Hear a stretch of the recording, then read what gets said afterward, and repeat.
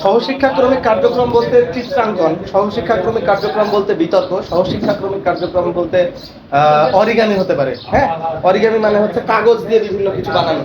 বুঝতে পেরেছেন? আমাদের বাচ্চারা হ্যাঁ, এগুলো একদিন করাবেন বা মাঝে মাঝে একঘেয়েমি কাটাতে এগুলো করাবেন। হ্যাঁ, ঠিক আছে। আচ্ছা, আপনাদের মধ্যে কেউ কি ভালো ভালো কৌতুক বলতে পারে বা গল্প? কিচ্ছু পারেন না, তাহলে সেদিকে হচ্ছেন কেন? ছাত্রছাত্রী কন্ট্রোল করেন কিভাবে? আমি গেলাম, জায়গাটার নাম হচ্ছে লক্ষ্মীপুরের কোন একটা জায়গা। সবাই মিলে একসাথে পারেন।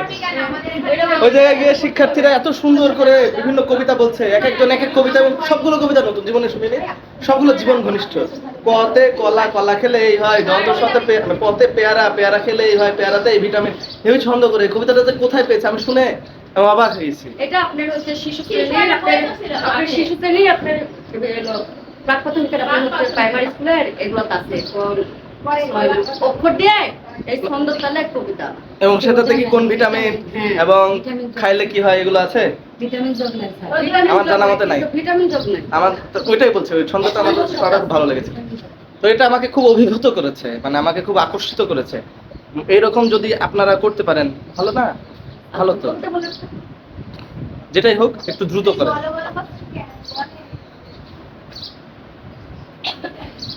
দেখছেন? আমি খোকা মাথায় ঘিরে আমি চাপা হাসনি কেনে রাজি খোকা বিলাসনি কেনে ওরে বাবা। যেখানে থাকবে না কোনো শাসন, থাকবে না নিয়মের কোনো বাঁধন, ও পাখি হয়ে উড়ব, ফুল হয়ে ফুটব, শিশির হয়ে পাতায় পাতায় খুশি ছড়াবো। একদিন ছুটি হবে, অনেক দূরে যাব, নীল আকাশে সবুজ ঘাসে খুশিতে হারাবো। ম্যাডাম কিন্তু সাহস করেছেন এই অনেক, এটার জন্য বলা যায় যে তাকে মন থেকে প্রশংসা জানাতেই হয়।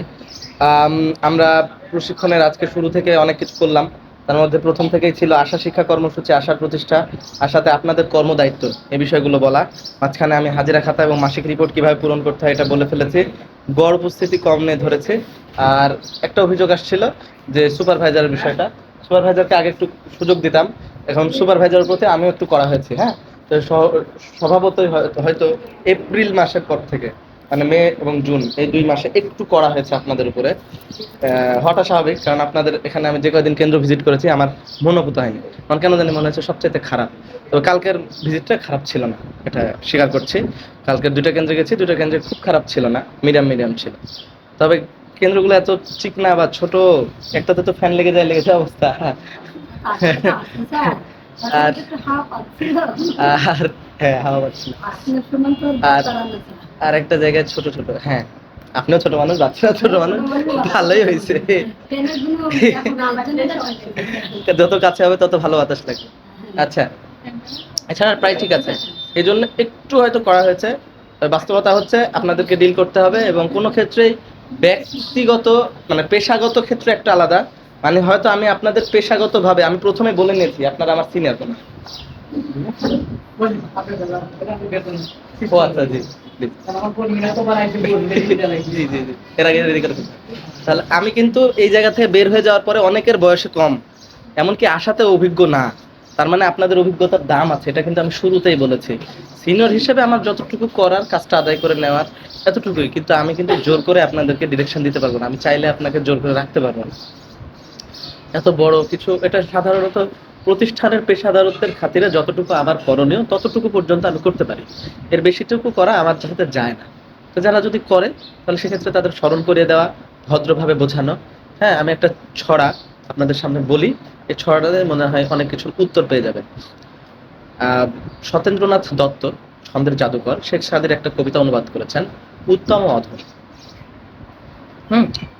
সেটা হচ্ছে, কুকুর আসে এমন কামড় দিল পথিকের পায়ে, কামড়ের চোটে 20 দাঁত ফুটে 20 লেগে গেল তাই। ঘরে ফিরে এসে রাত্রে বেচারা বিষম ব্যথায় জাগে, মেয়েটি তাহার তারই সাথী হয়ে জাগে শিওরের আগে। বাপের এসে বলে ভর্ৎসনা করে, কপালে রাখিয়া হাত, তুমি কেন বাবা ছেড়ে দিলে তারে, তোমার কি নেই দাঁত? কষ্টে হাসিয়া আর্ত কহিল, তুই রে হাসালি মোরে, দাঁত আছে বলে কুকুরের পায়, দংশী কেমন করে? কুকুরের কাজ কুকুর করেছে, কামড় দিয়েছে পায়, তাই বলে কি কুকুরকে কামড়ানো মানুষের শোভা পায়? এটা হচ্ছে ছড়া। হ্যাঁ, তো উত্তম অধম কবিতাটার মাধ্যমে অনেক কিছু নির্দেশনা আছে। তো আপনাদের কাছে এর মাধ্যমে যতটুকু বোঝানো যায় আমি অতটুকু শেষ। হ্যাঁ, এমনকি আমি কেন, আমারও যদি বড় কেউ আসে, আহ, তার সাথে যতটুকু সম্ভব দূরত্ব বজায় রেখে চলবে। মানে যদি এরকমই আচরণ হয় যে তার সাথে চলা যাচ্ছে না, আমরা দেখি না, বলি যে জন্ম জন্মান্তরের বাঁধন বিবাহ, তারও পরেও ছেড়ে যায়, হয় না? অনেক হয়। এটা কোনো ব্যাপার না যে তার সাথে তার আছে বলে সারা জীবন থাকতে হবে, এমনটা না। আহ, মানুষ, এমনকি মানুষ একরকম মানুষকে দেখে আসলেন, আমাকে আজকে দেখছেন এমন, আমি যে 2-4 বছর পর এমন থাকবো বলা যায় না। মানুষের মেজাজ, মন, হ্যাঁ, পরিবেশ পরিস্থিতির উপর নির্ভর করে, সময়ের উপরে নির্ভর করে। তো এগুলো একটু ভাববেন। হ্যাঁ, আমরা আজকে বিরতির পরের অংশে চলে যাই। মানে ভাই কিছু কি বলবেন? 2-5 মিনিট বিরতি শেষ? একবারে শেষ করতে না, শেষ করিনি। মানে আপনি কিছু বললে আপনাকে কিছু বলতে দিয়ে আমি আবার শুরু করবো, তা করছি না, বলবেন না? আচ্ছা, ঠিক আছে। তাহলে আমরা এর পরের অংশে চলে যাই। হাজিরা খাতা, মানে আমাদের যে খাতাটা রয়েছে সেটা নতুন পৃষ্ঠায় চলে যান দ্রুত। জি, জীবনে বললে সবার জীবনে তো মনে রাখা দরকার। আমি মনে করি যে ও এরকম করে না। মানুষ পারবে না, এজন্য তো মানুষ, মানুষ তার ফেরেশতা না, পারা যায় না, এটাই আফসোস। মানুষ তার ফেরেশতা না। যা যায় যে করার হচ্ছে। আমাকে যে মা সবচেয়ে ভালোবাসে তাকেও মনে কষ্ট দিয়ে ফেলে, করার নাই, আসলে হয়ে যায়। যে কষ্ট দিলে কষ্টটা পাইলে কিন্তু তাকে কষ্ট দেওয়া থেকে আচ্ছা, নেন, অত গল্প করা বাদ দিয়ে এবার আমরা শুরু করি নতুন ব্যাপার। হ্যাঁ, সেটা হচ্ছে যে আমাদের এখন হবে লেসন প্ল্যান। লেসন প্ল্যানটা পরে করি। তৃতীয় অংশ, বাংলা ইংরেজি অংশ। হ্যাঁ, বাংলা ইংরেজি অংশের ব্যাপারে আপনাদের প্রতি নির্দেশনা আছে। বাংলা যে কয়টা চার্ট আছে, কি কি চার্ট আছে মনে আছে আপনাদের? মনে থাকার আগে, মনে থাকার আগে এই জিনিসটা দেখতে পাচ্ছেন কি? দেখা যায় ওরা দেখতে পাচ্ছে, স্যার আমরা দেখতে পাচ্ছি না। হ্যাঁ, ওরা একটু উঠে দেখতে নাকি? আচ্ছা, আমি বলি। হ্যাঁ, শিশুরা সাধারণত শেখে কয়েকটা মাধ্যম। আপনাদের এই বইটা আমার কাছে আছে, সফট কপি। এটা 2016 সালে যারা লেখা ছিল তাদেরকে এরকম এক পাতা কোনো কিছু না দিয়ে এরকম একটা পুস্তিকা দিয়েছিল। পুস্তিকাতে সব কিছু তার কাছে একটা চাইলে আপনারা যদি পুস্তকটা দিতে পারেন, সেটা দেওয়া আছে। হ্যাঁ, আপনাদের ট্রেনিং এর জন্য এটা করা। আচ্ছা, এটাকে আমরা দেখছি যে শিক্ষার্থীরা সাধারণত গন্ধ দেখতে, গন্ধ শুকিয়ে বই দেখে, পর্যবেক্ষণ করে, প্রজেক্ট করে বা আশেপাশে করে ইত্যাদি শেখে। এই কথাগুলো এখানে লেখা আছে। প্লাস আমাদের জানা উচিত শিক্ষণ প্রতিবন্ধকতা, মানে একজন মানুষের শিখতে গেলে কিছু বাধা আসে, শিখতে গেলে কিছু বাধা আসে। পড়াই প্রতিবন্ধকতা, পড়তে গিয়ে কিছু কিছু বাধার সম্মুখীন, একই রকম বর্ণ থাকে। হ্যাঁ, তারপরে বর্ণগুলো মানে পরিচিত না হলে, যুক্ত বর্ণ থাকে, শব্দ শব্দ কিছু অনুচ্ছেদ করে বুঝতে পারে না, এটা পড়াই সমস্যা। কারণ ওর ভাষার যে নেটওয়ার্ক, মানে যতগুলো শব্দ জানতো তার বাইরে আছে। যেমন আপনারা সবাই তামুল খান, ঠিক আছে?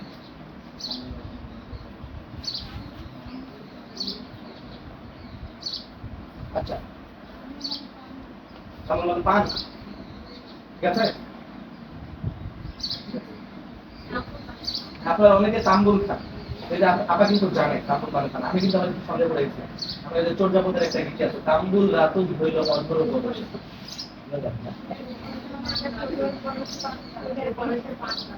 বিশাল ব্যাপার, কি কবি!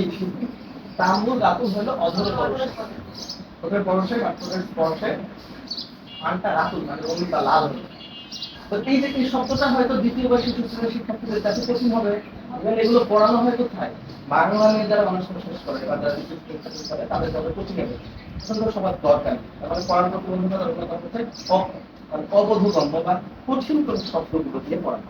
তারপরে দেখেন লেখায় প্রতিবন্ধকতা বা বাধা লিখতে গিয়ে অনেক সময় একই ধরনের বর্ণ থাকা বা যেমন বড়, এগুলো একটু সমস্যা না? আপনারা তো বুঝতে পারছেন। তাহলে এই কথাগুলো ওখানে একটু লেখা আছে, হয়তো আপনাদের যারা আরো বেশি ভালো করতে চান শিক্ষার্থীদের নিয়ে ভাবেন, আপনাদের একটু সময় আছে, তারা এটা দেখে পড়তে পারেন বা এটা একটু দেখতে পারেন। এটা সফট কপি আমার কাছে নোট দিলে আমি দিতে পারবো, হ্যাঁ? হার্ড কপি লেখায় প্রতিবন্ধকতা বললাম, তারপরে হাতে কলমে কিছু করার প্রতিবন্ধকতা, আর সরাসরি করতে গেলে পারে না। সেক্ষেত্রে শারীরিক প্রতিবন্ধকতা থাকে। আর ধরেন আপনি শিশু অনেক শিক্ষার্থীকে কলম করতে বলেন, কলম করতে পারে। যারা শারীরিকভাবে পারিবারিক বড় না হওয়ার কারণে এটা একটা, আর অনেকের ক্ষেত্রে পুরো শারীরিক প্রতিবন্ধকতা থাকার কারণে। শিখন প্রতিবন্ধ, শিখন কেন্দ্রে শিক্ষা কেন্দ্রে বিভিন্ন অনুশীলন করা যেতে পারে। কিছু পদ্ধতি আছে, আলোচনা পদ্ধতি, প্রদর্শন পদ্ধতি, সমস্যা সমাধান পদ্ধতি, প্রশ্ন পদ্ধতি, মানে আমাদের পড়াচ্ছে। যেমন আমি আজকে পুরোটা প্রশিক্ষণ চালাচ্ছি, আমাদের এখন লেকচার মধ্যে মানে বক্তৃতা দিচ্ছি। আর একটা পদ্ধতি আছে আলোচনা পদ্ধতি, সবাই মিলে আলোচনা করবে, হ্যাঁ আলোচনা করে একটা সমাধান। প্রশ্ন পদ্ধতি, একটা মাথায় প্রশ্ন পদ্ধতি, একটা প্রশ্ন পদ্ধতি, এটা পদ্ধতি আর একটা হচ্ছে সিমুলেশন, মানে আপনারা করবেন ছোট ছোট দলে বিভক্ত করে করাবেন, ট্রেনিং দিবেন, আর যেখানে দেখবেন অন্যান্য দেখবেন, এটা একটা পদ্ধতি সিমুলেশন। মানে আপনারাই প্রশিক্ষককে প্রশিক্ষণ দেবেন, নিজেরা যখন প্রশিক্ষকের প্রশিক্ষণ দেওয়ার মধ্যে একটা প্ল্যান করবেন, নিজেরা পড়ে পড়ে অনুশীলন করবেন। এটা শিক্ষার একটা ব্যাপার, নিজে পড়ে শুনে দেখবে সর্বোচ্চ 30 থেকে 50% শিখবে।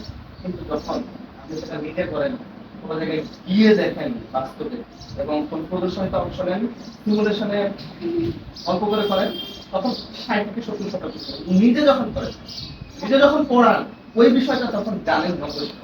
মানুষ তখন আলটিমেটলি 100% চূড়ান্ত ভাবে জানতে পারে, হ্যাঁ সর্বোচ্চ জানতে পারে 90%। সে তখন জানতে পারে, শিখতে পারে যখন সে নিজে আরেকজনকে শেখায়। তার মানে আপনারা প্রথমত শিক্ষার্থী, একটা ভালো শিক্ষক তখনই ভালো শিক্ষক যখন সে ভালো শিক্ষার্থী হতে পারে। ভালো শিক্ষার্থী মানে এই নামে কোনো লেখক নয়। ভালো শিক্ষার্থী মানে সে অধ্যয়ন বসে গেছে। ভালো শিক্ষার্থী মানে সে এখনো বই পড়ছে। যে স্যার আপনাদের আনন্দ কম্পিউটারের দেখেন, সে এখন আইসিটি পড়াচ্ছে। বা যেমন আমাদের আশাতে আছে senior additional Ashraf Farooq sir, তিনি তো এলএম হিসেবে বলেছেন। কিন্তু ওনার আমলে হয়তো আপনি তারও থেকে সিনিয়র না, হ্যাঁ আশরাফ ফারুক স্যারের চাইতে উনি সিনিয়র, কিন্তু ভাই এখন হয়ে যায় Ashraf Farooq sir senior divisional, ওনার 7 গ্রেড মনে হয় না, চিন্তা করেন ভাই আছে 10 গ্রেডে, উনি আছেন 7 গ্রেড, আরো 3-4 গ্রেড উপরে। কারণ কি উনি যে কম্পিউটার গুলো নিজেরা শিখেছেন, তারপরে আরো কাজকে আবার শিখেছেন, আরো হয়তো পৌঁছাতে পেরেছেন। ঠিক তেমনি আপনারা ব্যক্তিগত জীবনে হয়তো লেখাপড়া করার সময় ক্লাসে শিখেননি, কিন্তু এখনকার এই আর আপনাদের এইটা পড়া একরকম, আমি এইটা করেছি, এখন আইসিটি ঢুকে থাকছি কিছু বুঝি না, তাই না? তার মানে আমি এই পাস করে নিয়ে করেছি, তুমি ওদের তো পারি না। তাহলে এই বিষয়টাতে আমি যখন তাদেরকে পড়াতে যাবো, হয়তো পড়া জানা পারি তাই না, পড়াতে লিখ করতে হবে, করতে হবে, তাদেরকে আমি আবার এইটা করতে হবে। আমার সহায়ক উপকরণ আছে, যুগ আছে, তারপরে বিভিন্ন অনেক সাবজেক্টের সব কিছু করা যায়, হ্যাঁ আমার অনেকগুলো বইয়ের সহায়তা আছে, সেগুলো দেখে আমি পড়াতে পারি, তাই না? এটা আমার প্রয়োজন। আপনি ভালো শিক্ষক হতে হলে ভালো শিক্ষা করতে হবে, যেটা একটু দেখে নিতে পারেন, প্লাস আপনার প্রয়োজনের সহায়তা নিতে পারেন, তাই না? পাশাপাশি সবাই কিন্তু প্রয়োজন পাইলেই হয়, সব বুঝতে না পারতে পারবে, এটা হচ্ছে তকদিরের কথা। মানে একই সাথে যদি পরীক্ষা দিলাম, সব ঠিক আছে, একটা জায়গায় আমি দেখেন ধরেন একটা ভুল না হয় আমার কথা হতে কাজ করে, ওই বন্ধুটার ওইটা যদি ভুল না হতো, মানে ও যদি ওটা না জায়গা তার মাইনাস মার্কিং আছে, না দাগাইলে ওর চান্স পেয়ে যায়, ওটা দাগিয়ে ভুল হয়েছে আপনার ক্ষেত্রে অনেক ক্ষেত্রে ভাগ্যের ব্যাপার আলাদা, কিন্তু আপনার জায়গায় পরিশ্রমটা করতে হবে, হ্যাঁ? শিক্ষার্থীরা এভাবে শেখে প্রদর্শন পদ্ধতি, আলোচনা পদ্ধতি, গল্প বলা পদ্ধতি, দলীয়তা। আচ্ছা, শিক্ষা কেন্দ্র ব্যবস্থাপনা নীতিমালা, আমরা যেহেতু মাল্টিগ্রেড পদ্ধতিতে একই সাথে শিশু আর্থিক থাকে, তাহলে ব্যবস্থাপনা নীতিমালা অবশ্যই মনে রাখতে হবে। আপনার কথা যাতে শিক্ষার্থীরা মনোযোগ দিয়ে শোনে, দলে কাজের সময় সবার মতামত শোনার চেষ্টা করবেন, এবং শিক্ষার্থীরা যাতে দলে কাজ যখন করতে দিবেন, মাঝে দলে কাজ করবেন, শিশু একটা দল, অনেকটা দল, অথবা আপনি 2-4টা দল করতে পারেন, যে তাদেরকে কাজ করবেন, একটা দলমত বানাবেন, এবং দেখবেন তারা দলে কাজ করার সময় সবাই আসলে কথা বলে। আপনার ওটাকে আপনার মেয়ে কিছুটা না কিছু না, ওটা ব্যাগ আমরা করে বলে দিচ্ছি না, এখন অনেক ব্যাগ হয়েছে বিক্রি করে না,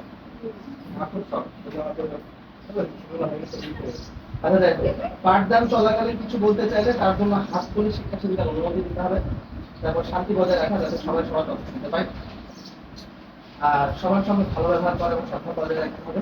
পরীক্ষার শিক্ষা কেন্দ্রের উপকরণ স্থানে গুছিয়ে রাখতে হবে, আমার শিক্ষার্থীরা ব্যাগটের বারবার উঠানামা করার ঝামেলা, প্রথমে একটা ব্যাগটা গুছিয়ে রেখে খাতাপত্র বের করে দিলেন, দিয়ে তখন সঠিকভাবে যাতে খাতাপত্র কাজ করার সময় ব্যবহার করে আর স্কুলে গেলে শুরু করে রাখে।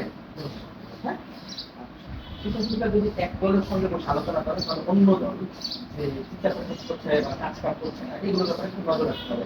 আমার সিনিয়র সংস্থা আমার সঙ্গে কথা বলেছিলেন যে আমার তো 4টা চোখ ভাই, তা বলছে আমার তো 4টা চোখ ভাই, আমার সামনে 2টা চোখ পেছনে 2টা চোখ, তাছাড়া আমি আমার শিক্ষা অফিসার এবং আমার এলাকার শিক্ষক সুপারভাইজারদেরকে চালাতে হবে। হয়তো আপনাদেরকে মাঝখানে এরকম আমরা যখন মাইক্রোতে কি করি, আমাদের একটা স্কুলে হাই স্কুলে 7 মাস 8 মাস ইন্টারি করতে হয়েছে ঢাকায় আদিমপুর কবরস্থান নাম শুনেছেন? দেখা দরকার নেই, নাম শুনেছেন?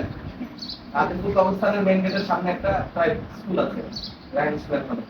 আমাদের ছিলাম দুপুরবেলা খাওয়ার বিরতি থেকে কবরস্থানে গিয়ে গল্প আড্ডা দিতাম। তো যাই হোক, স্কুলে যখন আমরা ছিলাম শিক্ষক হিসেবে আমাদের ওই স্কুলের হেড ম্যাডাম বলেছিলেন যে আমাদের এখানকার শিক্ষার্থীরা খুব শক্তি, আপনি একটা কিছু করতে দিয়েছেন, করতে যাতে খালি এদিকে তাকাচ্ছেন, এই ফাঁকে আবার একটা কিছু বের করেছেন। এত মানে এত বেশি বেশি পাকা আর কি, একটু শহরের ছেলে কিন্তু খুব হাই এডুকেটেড না বা খুব আদবকেতা সম্পন্ন পরিবারের না, এরকম শিক্ষার্থীরা যে সমস্ত প্রতিষ্ঠানে যায়, আমার বন্ধুরা বিসিএসআই স্কুলে ছিল, ওই সমস্ত প্রতিষ্ঠানের শিক্ষার্থীদের ব্যাগে ছুরি, চাকু, তারপরে আপনার আরো মানে ধারালো অস্ত্র ভেট টেট সব পাবে। তাহলে ভাবতে হবে মাস্টার এগুলো চিন্তা করতে হবে কেমন সম্ভব। যাই হোক, শহর তো এবং বাস্তব, মানে আমরা বলেছিল আপনি এদিকে ঘুরে একটা কথা বলে এদিকে ঘুরেছেন, এদিকে পরীক্ষার হলে গার্ড দিতে গিয়ে আমি কন্ট্রোলই করতে পারি বেয়াদব। এবং পরীক্ষার হলে যে কয়েকদিন গার্ড দিয়েছে আমার 4-5টা স্কেল ভেঙে যায়, প্লাস্টিকের স্কেল ভাবে নষ্ট করে দিয়েছে, কতজন যে হাত কেটেছে, আরেকটা প্লাস্টিকের স্কেল ভেঙেছে না নরম,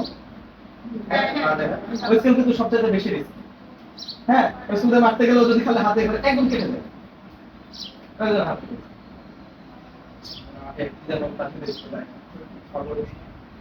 যেটা বলার জন্য এটা বলা, সেটা হচ্ছে শিক্ষার্থীরা খুব সক্রিয় হয়। আপনার শিক্ষার্থীদেরকে আপনি যদিও গ্রামে, তারপরেও কিছু কিছু শিক্ষার্থী খুবই সক্রিয়, আপনি করতে বলেছেন একটা কথা এবং সে আরো 10 জনকে জানা, বুঝছেন? এটার জন্য বসানো হিসাবে করা, কখনো আলাদা জুটি ভেঙে দেওয়া, হ্যাঁ, স্লিপ চেঞ্জ করা, হ্যাঁ, কখনো তাকে একা রাখা বা অন্য কাজ দেওয়া, অথবা ওকে দিয়ে কোন কাজটা হবে চিন্তা করা। আমি একটা জায়গায় ডাটা কালেকশন নিলাম, মানে প্রত্যেকটা শিক্ষার্থীকে সিঙ্গেল নিয়ে আলাদা আলাদা নিয়ে কঠিন কাজ।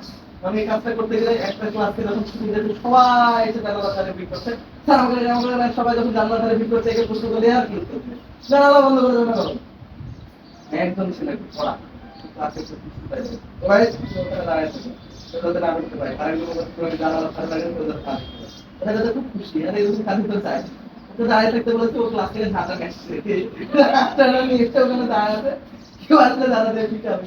পরে একজনকে ডাকতে বলেছি,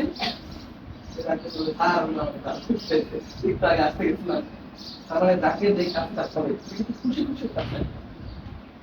তবে আমি সেদিন আরেকটা অভিজ্ঞতা পাই, যেটা আমি একটা শিক্ষার্থী জানালে যে অনেক বড় কি দিয়েছে, বারবার বলছে স্যার চলে যাবো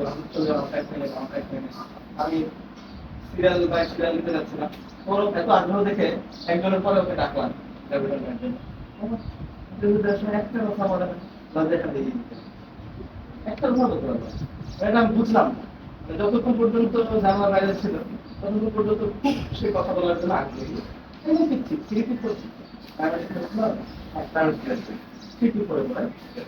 অথচ আমার কাছে যেমন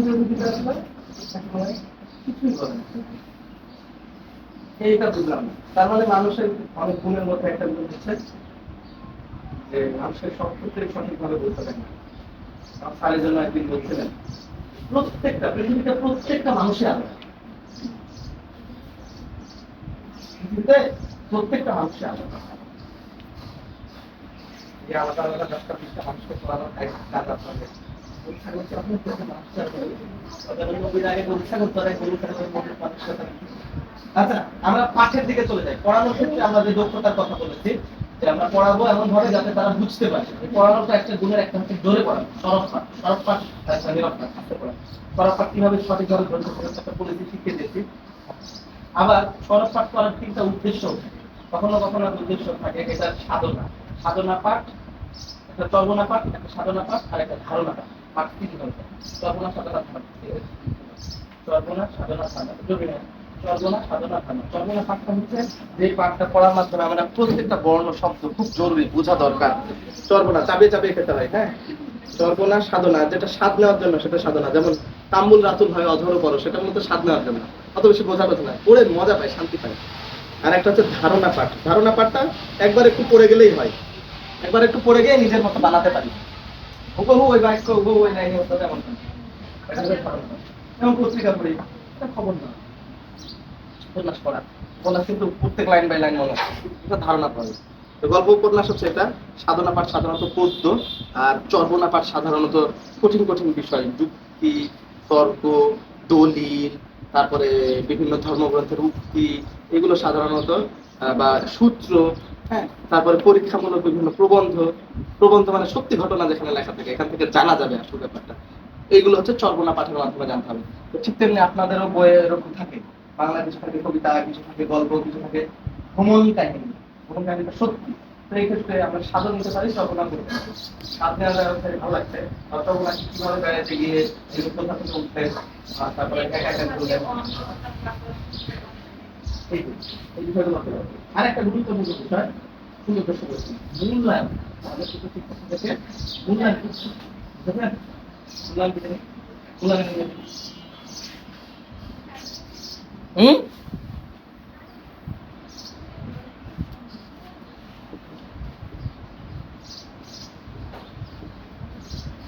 শিক্ষার্থীদেরকে পড়াচ্ছে, এই পড়ানোটা যাচাই করতে হবে, সেটাকে বলে মূল্যায়ন। মূল্যায়নটা হতে পারে আমরা সাধারণত পরীক্ষার মাধ্যমে নিই, এটা হচ্ছে কমন পরীক্ষা, তাই না?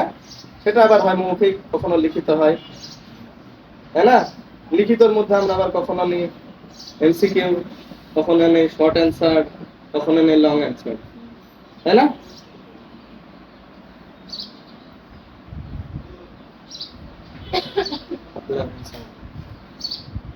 আচ্ছা, পরীক্ষা ছাড়া হতে পারে পর্যবেক্ষণ, অর্পিত কাজ বা অ্যাসাইনমেন্ট, এভাবে মূল্যায়ন করা যায় শিক্ষার্থীদের। হ্যাঁ, আমরা এত কিছু পড়াচ্ছি, যোগ বিয়োগ জানাচ্ছি, আসলে কি যোগ বিয়োগ শিখতে পারবো কিনা যাচাই আমাদের ক্লাসে পরিপূর্ণতা পাওয়া। হ্যাঁ, বুঝতে যদি বুঝতে পারি তাহলে ঠিক আছে। বাংলা আমরা জানার চেষ্টা করব। বাংলায় মোট চার্ট আছে, 4-5টা হয়তো, জানি না। বর্ণমালার চার্ট আছে, স্বর আর ব্যঞ্জন। আচ্ছা, আবার শব্দের সাথে কার চিহ্ন আছে, বলেন। ফলা কয়টা আছে? 7টা। কার কয়টা আছে? 10টা। বাংলায় বর্ণ কত?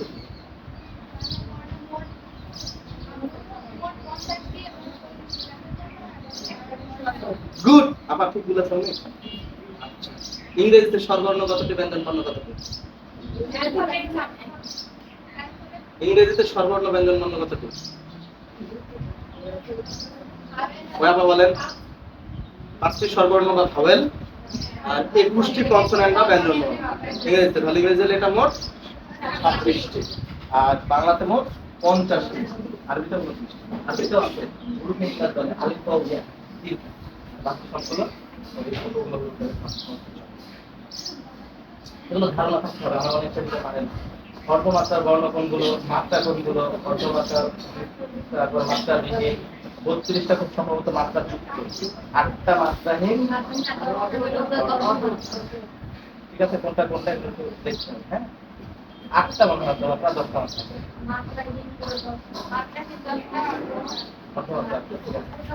32 পূর্ণমাত্রা 32, মাত্রাহীন হচ্ছে 10টা, আর অর্ধমাত্রা হচ্ছে 8টা। ঠিক আছে, কোথায় কোথায় অর্ধমাত্রা এগুলো একটু মনে রাখা। যেমন মূর্ধন্য ন অর্ধমাত্রা, সর্বর্ণে একটা মাত্র অর্ধমাত্রা আছে, সেটা কোনটা?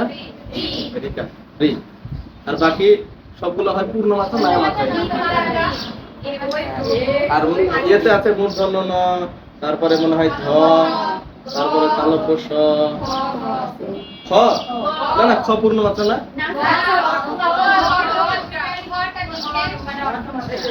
বাহ বাহ, আর 1 2 3 4 5 6 শাবাশ, আপনাদের ধন্যবাদ।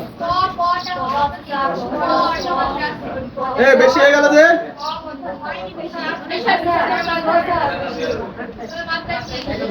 1 2 3 4 5 6 7 8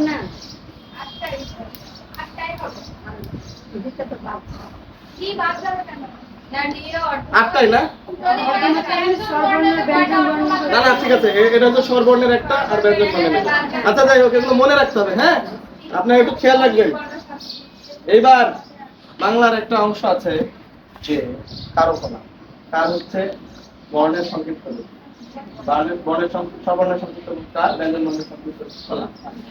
বানান করার ক্ষেত্রে আমরা সিলোবাস বানান করবো, এই জন্য আপনাদের চারটা দেওয়া। আপনারা সিলোবাস ধরে ধরে বানান করবেন এবং এটাতে সমাসের কলা বানান করতে ক্ষেত্রে কার সাথে কার বানান করবো, পূর্ণ বানান করবো, পূর্ণ বানান করবো। ঠিক আছে? রাজস্ব কোথায় লেখা আছে? কোথায় লেখা আছে? রাজস্ব। জাতীয় রাজস্ব বোর্ড দেখতে পাচ্ছেন দ্বিতীয় লাইন, ওই যে 7 লাখ। হ্যাঁ, রাজস্ব বানান রয় আকার বর্গীয় জ। আচ্ছা, বোর্ডের দিকে দেখেন, রয় আকার বর্গীয় জ, দন্ত শয়ে, দন্ত শয়ে বয়ে বলা যাবে না, এই বটা হচ্ছে ফলা। ফলা হচ্ছে 7টা না, তাহলে বানান করতে হবে রয় আকার বর্গীয় জ দন্ত শয়ে বফলা, দন্ত শয়ে বফলা। কারণ আমরা এটা বলছি না রয়ে আ, রয়ে সরে আ বর্গীয় জ দন্ত শয়ে বয়, এবার বলছি রয়ে আকার, কার কথাটা বলছি না, এখানে রয়ে আকার বর্গীয় জ দন্ত শয়ে বফলা। ঠিক আছে, বানানটা এভাবে করতে হবে, বফলা।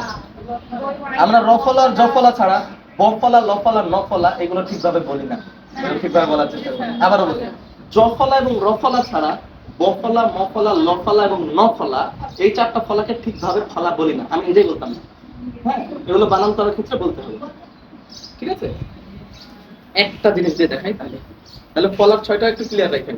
ফলা মূলত 6টা, 7টা না। হ্যাঁ, ন আর ন মিলে একটা, তারপরে ব, ব, ম, জ, র, ল। এই 4টা না? 1 2 3 4 5 6, এই 6টাই খুব সম্ভবত। আপনারা চার্টে গিয়ে আজকে আবার মিলাই দেখবেন। হ্যাঁ, আচ্ছা, এগুলো সবগুলো চাইতে এটাই খালি ধরি, এই এই এই। আচ্ছা,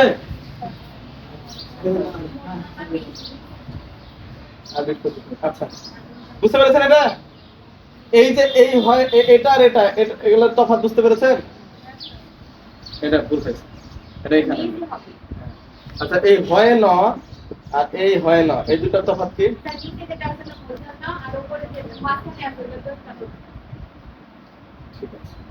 ঠিক আছে, উচ্চারণ একই, চিহ্ন অপরাহ্ন, মধ্যাহ্ন, পূর্বাহ্ন, কিন্তু যেটা পেটে আছে ওটা দন্ত ন, আর যেটা নিচে আছে সেটা মূর্ধন্য ন।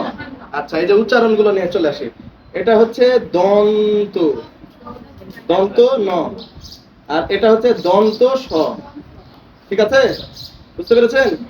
এটা হচ্ছে মূর্ধন্য স, মূর্ধন্য স। ঠিক আছে, আর এটা হচ্ছে মূর্ধন্য ন।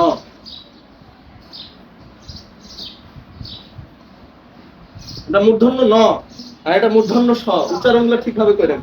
একটা হচ্ছে অন্তস্থ জ, এটা হচ্ছে অন্তস্থ জ, আর এটা হচ্ছে অন্তস্থ অ, অন্তস্থ অ, অন্তস্থ কুন্তস্থ, অন্তস্থ অকে সংক্ষেপে বলে অন্তস্থ, কিন্তু আমরা শিক্ষার্থীদেরকে সঠিকভাবে শেখাবো, তাছাড়া এককালে এগুলো ভুলে যাবে।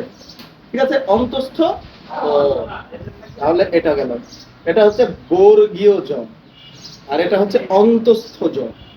ঠিক আছে, অন্তস্থ জ আর বর্গীয় জ। তাহলে দন্ত স একটা, আর একটা আছে, এটা কি?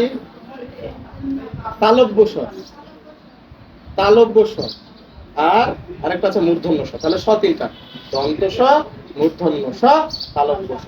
ক্লিয়ার? এগুলো একটু সঠিকভাবে উচ্চারণ করুন। অনুস্বার, আমার সাথে বলেন, অনুস্বার, বিসর্গ, চন্দ্রবিন্দু। এই যে এটা হচ্ছে খণ্ডত, খণ্ডত, এটা হচ্ছে অনুস্বার, এটা হচ্ছে বিসর্গ। শোনেন, এটা আর এইটা তফাৎ আছে, খেয়াল করেন। এটা বিসর্গ আর এটা হচ্ছে কোলন, ঠিক আছে? বিন্দু আর শূন্য একই জিনিস না, বিন্দু আর শূন্য একই জিনিস না। এটা বিন্দু আর এটা শূন্য, হ্যাঁ? আচ্ছা, বিসর্গ। আচ্ছা, পেট কাটা বুদ্ধিমান সবলা যাবে না, বুদ্ধিমান সবল যাবে, হ্যাঁ? ঠিক আছে, বুঝেছেন? আচ্ছা, বাংলা গেল। গণিতের ক্ষেত্রে একক দশক শতক হাজার অযুত প্রশ্ন এগুলো খেয়াল রাখবেন, ভালো করে বোঝাবেন, ঠিক আছে? অঙ্ক সংখ্যা, অঙ্ক কয়টা? অঙ্ক 0 থেকে 9 পর্যন্ত 10টা, আর সংখ্যা সবগুলো হতে পারে, যেমন 12। এই কথাটা অঙ্ক না সংখ্যা? এখানে অঙ্ক নাই, কত অঙ্ক? একও একটা অঙ্ক, দুইও একটা অঙ্ক, এখানে দুইটা অঙ্ক আছে, আর দুইটা একসাথে মিলে হচ্ছে সংখ্যা। আমি যদি দুই আলাদা ভাবে লিখি, এটা কি অঙ্ক না সংখ্যা? অঙ্ক হবে, সংখ্যা হবে। খালি একা একা যদি থাকে অঙ্ক হবে, সংখ্যা হবে, হ্যাঁ? বুঝতে পেরেছেন? Good. এগুলো ধারণা আপনাকে নিজেদের ঠিক করে রাখতে হবে, তারপরে দেখবেন। মঙ্গলবার না মঙ্গলবার? বৃহস্পতিবার না বৃহস্পতিবার? ঠিক আছে, কালকে মনে হয় প্রথম কেন্দ্রে গেছিলাম, শুধু বলছিল না সঠিকভাবে পড়াতে, হ্যাঁ? গ্রীষ্মকাল না গ্রীষ্মকাল? কি? গুড, গ্রীষ্মকাল। কি হবে? গ্রীষ্মকাল। যদি ওখানে গ্রীষ্ম লেখা থাকে না, তাহলে আমরা করবো গ্রীষ্মকাল, ঠিক আছে? কোন দাঁড়াইতে কখন দাঁড়াইতে হয়, কমাতে কত শুধু দাঁড়াইতে হয়। গণিত শেখানোর 3টা ধাপ: বাস্তব, অর্ধবাস্তব, বস্তু নিরপেক্ষ। এগুলো বুঝিয়েছে, আমি বোঝাচ্ছি না। মানে যা চোখে দেখা যায় আছে সাথে, এটা বাস্তব। যা ছবিতে আছে এখন সামনে নাই, আর যেটা ছবিতেও নাই, খালি লেখা আছে আম, তাহলে আমার আম লেখা আছে, কিন্তু ছবিতে আমের ছবি নেই, এটা হচ্ছে বস্তু নিরপেক্ষ। আমি যদি একটা সাথে নিয়ে আসে মোবাইল, এটা এখন বাস্তব। আমি এখন বলছি আইফোন, পুরো অর্ধবাস্তবভাবে আমি যদি আইফোন একটা ছবি আঁকতাম, ঠিক আছে? সংখ্যা, এতে যে সংখ্যা পরিচিতি তৈরি করার দরকার বলা আছে। আপনারা শিক্ষার্থীদেরকে মোটা কাগজ নিয়ে আসতে বলে একদিন তাদেরকে দিয়ে কাট করে ফেলতে পারেন। কি বলে একটা দিন যে সহশিক্ষাক্রম ছাত্র শিক্ষার্থীদেরকে কাট তৈরি করে দিচ্ছে, কাটটা তাদের কাটে বা ওই যে আমরা আমের দিচ্ছি, আমের দিচ্ছি না, কুসুমের দিচ্ছি, ভালো সুন্দর, দেখতেও ভালো লাগে। কাঠিন্য পদ্ধতিতে বানাইতে পারেন, আর দেখে আর বানিয়ে ফেলতে পারেন। এটা যদি বলে শিক্ষা উপকরণ বানানো, তাহলে এটা মজায় মজায় করবে এবং কাজ ব্যবহার করবে, ভালো করে শেখাবে। আর কিছু বিষয় যেগুলো আপনারা সাধারণত শেখা, আমি একটু রিডিং করে বলি, এগুলো আপনারা করাবেন। হ্যাঁ, আপনারা কেন্দ্রের প্রথম 10 মিনিট অথবা শেষ 10 মিনিট অথবা যে কোনো একটা সময় প্রত্যেক দিন অবশ্যই কাটতে হবে সবাইকে। শ্রেণীকক্ষ নিয়ন্ত্রণের জন্য সবসময় আপনি তাদেরকে আলাদা আলাদা করে পড়াবেন, কখনো কখনো যে চাপ পড়ানোর সময় একসাথে করবেন। আপনার স্টাইল আপনি যাবেন, কাউকে পড়া দেওয়া, কাউকে পড়া নেওয়া, কারো লেখা দেওয়া। 3জনকে 3টা শ্রেণীতে পড়া, নিজেদের পড়াতেও হবে, আবার তাদেরকে আপনি পড়ায়ও দিবেন। কঠিন, কিন্তু আপনারা পারবেন। আমরা একটা মডেল নির্দিষ্টভাবে দাঁড় করাইনি, তার মানে আপনাদের ছাড় আছে, যেগুলো অন্যান্য দিক থেকে শেখানো। শিক্ষার্থী নিজের সম্পূর্ণ নাম ও ঠিকানা, নিজের সম্পূর্ণ নাম ও ঠিকানা তারা লিখতে পারছে কিনা বলতে পারছে। আমাদের দেশের নাম রাজধানীর নাম, জাতীয় সঙ্গীত তার রচয়িতা, রণসঙ্গীত তার রচয়িতা। আবার বলি, আমাদের দেশের নাম তার নাম রাজধানী, জাতীয় সঙ্গীত তার রচয়িতা, রণসঙ্গীত তার রচয়িতার নাম আরেক। জাতীয় ফুটবল পুষ্পক গাছ, এগুলোর নাম ইংরেজি বাংলায় 5টি করে ফুল ফলের নাম, 5টি করে ফুল ফল পাখি পশু গাছ না কিছু আছে, 5টি করে ইংরেজিতে এবং বাংলাতে 5টি করে ফুল ফল পশু পাখি গাছ বললাম। বাংলা ইংরেজিতে 7 দিনের নাম, তারপর 12 মাসের নাম, ঋতুর নাম। তারপরে দেশাত্মবোধক গান্নার ছবি, তার ভিতরে ছবি আছে, কৌতুক বলা, অভিনয় এগুলো করা যেতে পারে। পরিষ্কার পরিচ্ছন্নতা বৃদ্ধির লক্ষ্যে অবশ্যই পরিষ্কার পোশাক পরে আসছে কিনা, নতুন হতে হবে এমনটা সরকার পরিষ্কার পরিচ্ছন্ন হতে হবে। আর তারপরে হাতের নখ ছোট রাখা, সপ্তাহে কি সাবান দিয়ে গোসল করে কিনা, খাবার মত এগুলো সাবান ব্যবহার করে কিনা, বেশি বেশি শাকসবজি খাওয়ার ব্যাপারে উৎসাহিত করা, সবকিছু ভালো মন্দ সঠিকভাবে মন্তব্য করছে কিনা এগুলো একটু দেখা। হ্যাঁ, আপনারা লক্ষ্য রাখবেন যে আপনাদের শ্রেণীকক্ষে ঢোকার আগে প্রত্যেকে যদি মানসিকভাবে একটা পরিকল্পনা করেন, আমরা যেটা লেসন প্ল্যান বলে আপনারা করতে পারেন। হ্যাঁ, লেসন প্ল্যান করতে পারেন, লেসন প্ল্যান ভালো। এখন আর 2টা অংশ বলে আসছে, সেটা হলো লেসন প্ল্যান এবং লেখা। লেখাটা একটা গুরুত্বপূর্ণ জিনিস, যেটা আপনারা সবাই লেখেন, বোর্ডে মনে রাখতে। আপনারা লেখার জন্য একটা বিষয় লিখে নেন, বলে আপনার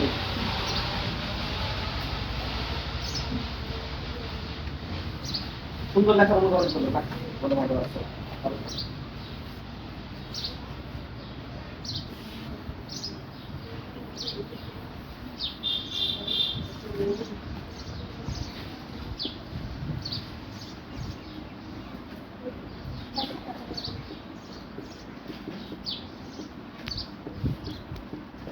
সুন্দর লেখা অনুকরণ করা, তারপরে কাটাকাটি পরিহার করা, যেগুলো করবেন না।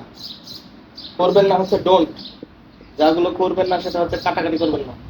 কাটাকাটি যদি হয়েও যায় সমস্যা নাই, একটা না কাটবেন, কিন্তু ওভার রাইটিং করবেন না। ওভার রাইটিং হচ্ছে একটা বর্ণের উপর আর একটা বর্ণ লেখা, একই জিনিসের উপর আরেকটা জিনিস লেখা। এক লিখেছেন এটাকে দুই করে দিলেন, ক লিখেছেন এটাকে ম করে দিলেন, এগুলো ওভার রাইটিং, এগুলো করা যাবে না, তাহলে লেখাটা এ হয়। তারপরে আরেকটা বিষয়, ভাষাতে লেখাতে স্পষ্ট সুন্দর করে লেখা, স্পষ্ট ও ভাষা বজায় রেখে লেখা,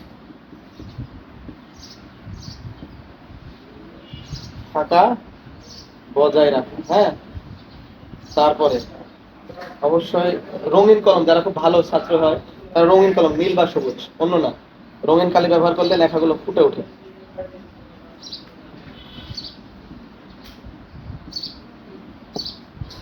তারপরে হচ্ছে বিভিন্ন চিত্র বা চিহ্ন ব্যবহার করা, যেমন এই যে নাম্বার দিচ্ছি, কখনো কখনো গ্রাফ আকারে আঁকাচ্ছি, দেখতে একটু ভালো লাগছে না, ওরকম বিভিন্ন চিত্র চিহ্ন ব্যবহার করা।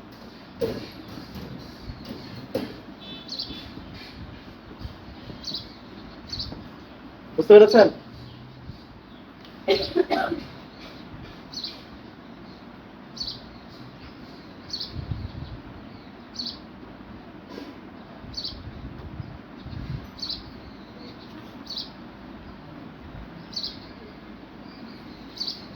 আর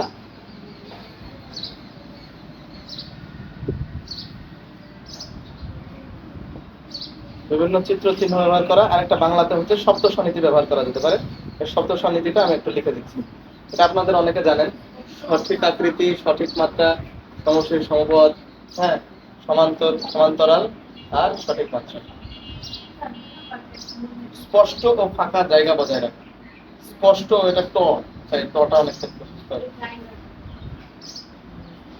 স্পষ্ট ও ফাঁকা, ফাঁকা বজায় রাখা।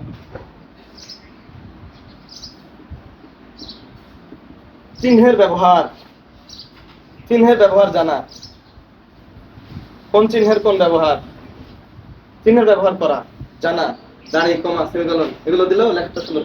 সবার লেখা খুবই সুন্দর হবে এমনটা না, তবে এগুলো নিয়ে রাখলে লেখাটা ভালো হয়। আচ্ছা, শব্দ স্বনীতি। শব্দ স্বনীতি হচ্ছে সঠিক প্রবাহ, সঠিক আকৃতি,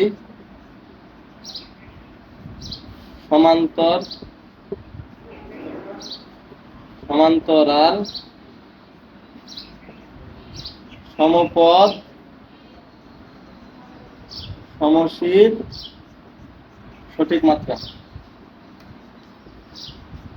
বুঝছে? 1 2 3 4 5 6 7, লেখাটা সঠিকভাবে হতে হবে। এটা যদি লেখা হয় দ্রুত, আমার আমার একটু বোর্ডের দিকে তাকান প্লিজ। প্রবাহটা হচ্ছে এই যে ক লিখছি এদিক থেকে, বুঝছেন? এটা যদি আমি এইভাবে লিখি, সরি, তাও কয়ের মতো দেখাচ্ছে, কিন্তু প্রবাহটা মানা হলো না। এজন্য আপনাদের শিশু শ্রেণী বা প্রাক প্রাথমিকের বইয়ে দেখবেন লেখা আছে এরকম করে, মানে চিহ্ন দেওয়া আছে, কোন দিক দিয়ে যাবে এই প্রবাহটা দেওয়া আছে। ঠিক আছে, প্রবাহ মেনে কোথায় শুরু হয়ে কোথায় শেষ হচ্ছে এটা বজায় রাখবেন, যাতে শিক্ষার্থীরা ওভাবে বজায় রাখেন, লেখাটা দেখতে পায়। তারপরে সঠিক আকৃতি, ক একটা লিখলেন এমন, একটা ক লিখলেন এরকম, ক একটা এরকম, মানে কোন দিক থেকে লিখতে হবে, আকৃতিটা সঠিক হতে হবে। তারপরে হচ্ছে সমান্তর, সমান্তর মানে বিরতি থাকা, গ্যাপ থাকা, অন্তর সমান হতে হবে। ক, খ, ন, এটা একটা গ্যাপ, এই ক এবং খ এর মাঝে যে গ্যাপ, খ এবং ন এর মাঝে গ্যাপ, এটা বিরতি, ফাঁকা আছে, অন্তর আছে। বুঝতে পেরেছেন? সমান্তর, সমান্তরাল কি, কখন তোমরা যাবে, মানে দেখা গেল এই এক লাইনের পর আরেক লাইন ঠিক এভাবে যাচ্ছে, সমান সমান যাচ্ছে, তাই বলে সমান্তরাল। সমান সমান যাচ্ছে মানে সমান্তরাল ভাবে, এই সমান্তরাল ভাবে লাইনগুলো যাচ্ছে কিনা। তাহলে সঠিক ও সঠিক আকৃতি, সমান্তর সমান্তরাল গেল, সমপদ সমশীল মানে বাংলা লেখায় যেমন ক কম জোর, এই পদ মানে নিচের দিকটা পা সমান হচ্ছে কিনা, শির মানে মাথাটা সমান হচ্ছে কিনা, সমপদ সমশীল, সবশেষে হচ্ছে সঠিক মাত্রা। হ্যাঁ, যেমন এক, ঠিক আছে, কিন্তু ত্রিলোক, তাই না? এটা ত্রিলোক আর এটা এক, কারণ হচ্ছে এটা মাত্রাহীন আর এটা হচ্ছে মাত্রা দিয়ে দিলে তৈরফলা হয়ে যায়, তাই না? তাহলে সঠিক মাত্রা এটাও গুরুত্বপূর্ণ অংশ। তাহলে ভাষা লেখার ক্ষেত্রে আমার শব্দস্বর ব্যাপারটা মাথায় রাখতে হবে। হ্যাঁ, আর একটা ব্যাপার আছে যে সাধারণত এই কয়েকটা বর্ণ দিয়ে সবগুলো লেখা যায়, এই কয়েকটা চিহ্ন দিয়ে সবগুলো বর্ণ লেখা যায়। তো যাও গা, এটা অত বেশি জরুরি না। তাহলে লেখার ব্যাপারটা ক্লিয়ার। হ্যাঁ, লেসন প্ল্যানটা বলে হয়তো আজকে শেষ করে দেবো। এটা বুঝতে পেরেছেন কি সবাই? বুঝতে পারেননি কি আপা? বুঝতে পেরেছেন? বুঝতে পেরেছেন? এই যে আপা বুঝতে পেরেছেন? বুঝতে পেরেছেন? আপনি আপনি Good. বুঝতে পারলে তো ভালো। লেখা বাকি আছে কারো? মুছে ফেলবে।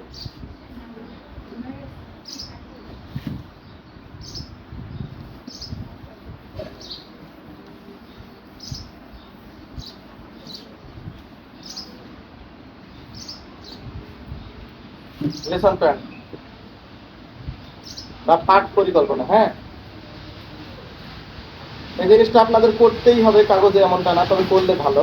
মনে মনে অবশ্যই করবেন, যদি অন্তত পক্ষে না লিখেন অবশ্যই করবেন। সেটা হচ্ছে আপনার ক্লাস কালকে কি করবেন এটার ব্যাপারে আগে থেকে মনে প্রস্তুতি নাও, এবং হাতে কলমে যদি লিখে রাখেন কাগজে সেটা আরো ভালো। আমাদের যখন যাইতে হচ্ছে আমাদের লেসন প্ল্যান লিখে নিয়ে যেতে। লেসন প্ল্যানটা হচ্ছে আমি একটা ক্লাস কিভাবে কন্ডাক্ট করবো পুরোটার সময় তার একটা ধারাবাহিকতা, একটা লিখিত ব্যবস্থা থাকে। আমার প্রথমে থাকবে পূর্ব কি বলে কুশল বিনিময়। আমি আপনাদের সাথে আজকে কুশল বিনিময় করিনি, আমি তাহলে আমার পরিচয় দিয়েছি, কিন্তু আপনারা কেমন আছেন, কার মনে কত দুঃখ কিচ্ছু জিজ্ঞেস করিনি, এবং তার নাম পরিচয় কিচ্ছু জানতে চান।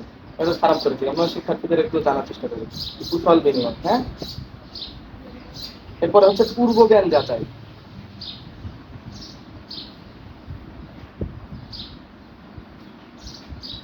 হ্যাঁ, বুঝতে পেরেছেন? পূর্ব জ্ঞান যাচাই বলতে আপনাদেরকে আজকে এসে দেখেন গত প্রশিক্ষণে কি পড়িয়েছে কি বলেছে মেলানোর চেষ্টা করেছি না, একটা পূর্ব জ্ঞান যাচাই আসলে এটা যাচাই করার চেষ্টা করেছি। হ্যাঁ, তারপরে আমি পাঠ উপস্থাপন করেছি।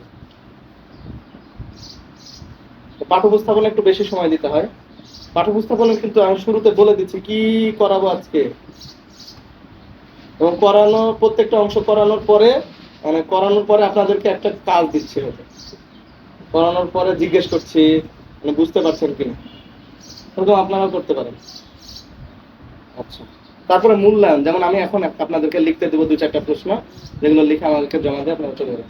মূল্যায়ন, হ্যাঁ, সবশেষে সমাপন বা বিদায়, সরি পাঠ পুনরাবৃত্তি।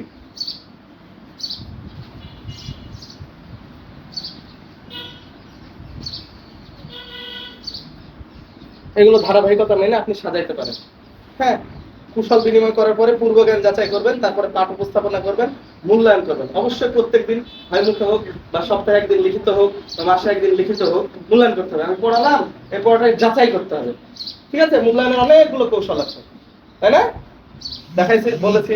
আবার আমরা চোখ দেখে অনেক সময় মূল্যায়ন করতে হবে, কারণ আবার প্রথম দিকে অনেক ঠিক ছিলেন, এখন একটু খারাপ লাগছে, একটা বেরিয়ে যাচ্ছে, তাই না? হাজারো বাড়িতে তো ছেলেগুলো আছে। আচ্ছা, আরেকটু এরপরে হচ্ছে পাঠ উপস্থাপনের ব্যাপারটা, যেমন আজকে বললাম যেগুলো বলার কথা ছিল বলেছি, আপনারা ওরকম যেগুলো পড়ানোর কথা পড়াবেন। সবশেষে মূল্যায়ন, অর্থাৎ আমি যে বিষয়টা পড়িয়েছি সেটা কোনো না কোনোভাবে যাচাই করার শেষে পাঠ পুনরাবৃত্তি। পুনরাবৃত্তিটা কি? আজকে আমি আপনাদের এখানে এসে নিজের পরিচয় দেওয়া, আশা সম্পর্কে জানানো, আশা শিক্ষা কর্মসূচি সম্পর্কে জানানো, আপনাদের নিজেদের কি কি করণীয় আপনারা বুঝতে পেরেছেন? এগুলো বলেছি, মনে আছে? মনে না থাকলে সমস্যা নেই, একটু পরে প্রশ্ন দিচ্ছি। কি কি করণীয়, কোথায় কোথায় শিক্ষা সুপারভাইজাররা ধরবে এবং আপনারা ঠিকঠাক রাখবেন।